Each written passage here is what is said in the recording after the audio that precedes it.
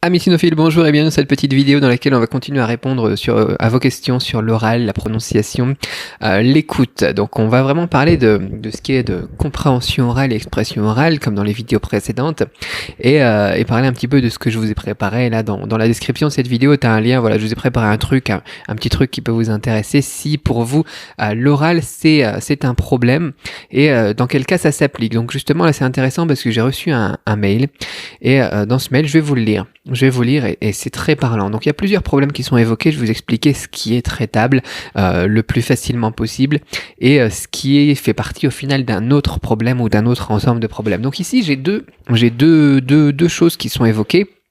Je vais le lire d'abord, et puis ensuite je vais détailler point par point. Donc on me dit, donc au niveau de l'oral, pour la parole, c'est très difficile. À l'écoute d'enregistrement, si on n'a pas la moindre idée du thème traité, d'arriver à le deviner et donc à comprendre, sachant la difficulté qu'on a à distinguer les T, les D, les J et les B, les X, etc. On ne peut se repérer que sur l'arrangement des tons et du rythme des séquences. C'est aussi contextuel que la syntaxe, il faut visualiser des groupes de caractères pour arriver à traduire à l'oreille. Mais si on n'a pas deviné de quoi on parle, on est perdu. Et je me mets, comme en latin dans ma jeunesse, à inventer des histoires qui n'ont ni queue ni tête. Et à l'écoute, au niveau de ce qui est l'écoute, on me dit, voilà, les tons sont un vrai souci. Quand la langue est parlée rapidement, c'est à la fois difficile de les entendre et de les restituer. Voilà, plusieurs choses. Donc première chose, on me dit que parler, c'est difficile. On me dit que à l'écoute d'enregistrement. Alors là, à l'écoute d'enregistrement, déjà, c'est un problème parce que les soucis, en fait, si tu travailles au niveau des enregistrements, t'as deux problèmes possibles. Premier problème, c'est quelque chose qui est issu de ton cours et du coup qui est aseptisé, qui est nettoyé. Et ça va porter uniquement sur le truc de la leçon que tu as étudiée à ce moment-là. Quel est le problème avec ça ? Le truc, il est prêt. Il est préfabriqué uniquement avec des éléments que tu as étudiés. Mais dans la vie de tous les jours, ça se passe pas comme ça. Du coup, si tu arrives avec un enregistrement ou avec une discussion avec un natif, là tu as un autre problème.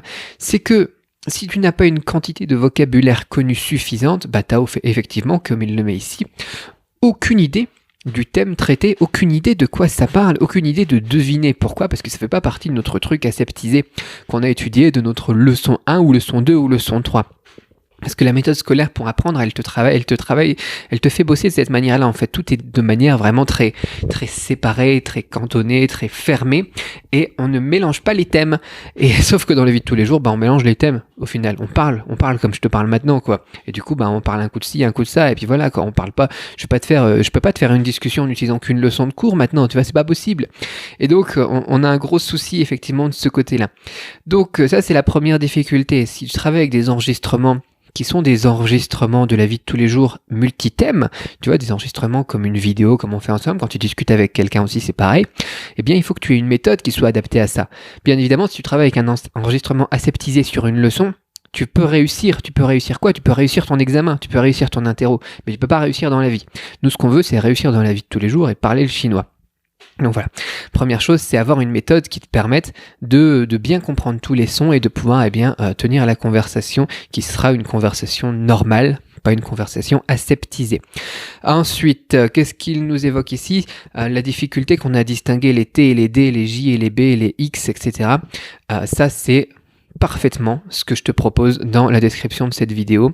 Le petit truc que je t'ai préparé, parce qu'effectivement, le T et le D en chinois sont très proches. Je prenais l'exemple souvent, et je le prends souvent, de cadeau et gâteau. Tu vois, le G et le K et le T et le D sont très proches en fait en chinois.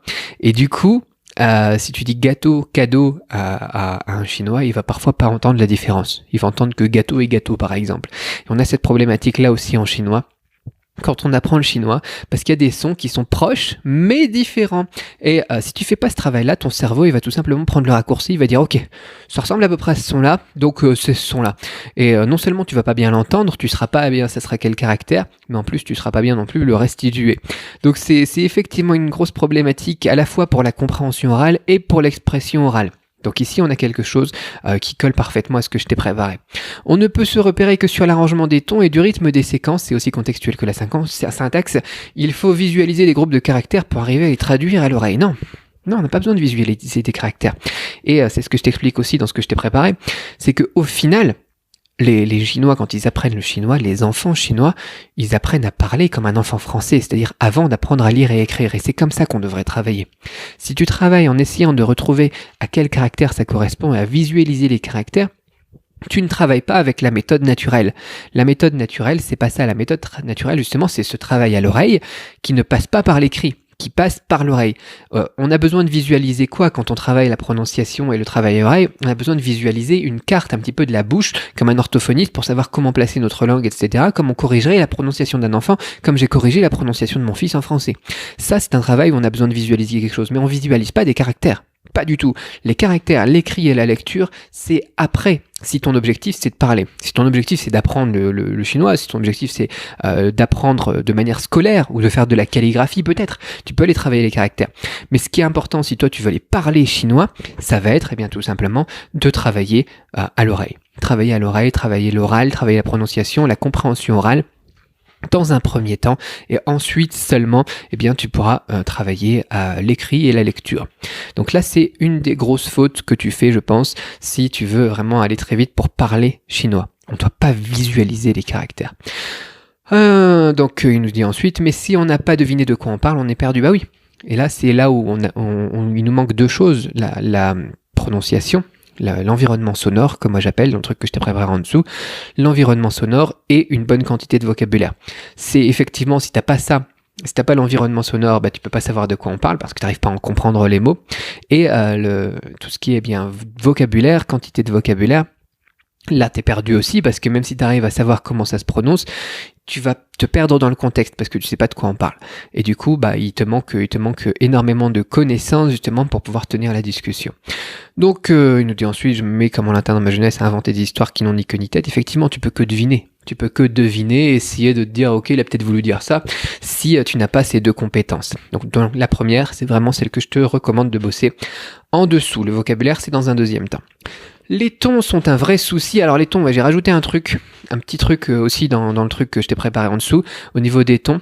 Donc il nous dit les tons sont un vrai souci quand la langue est parlée rapidement. C'est à la fois difficile de les entendre et de les restituer. Oui, c'est très très important parce qu'ici il faut travailler sur les enchaînements de tons. J'en ai déjà parlé brièvement, mais c'est important, surtout quand on parle rapidement.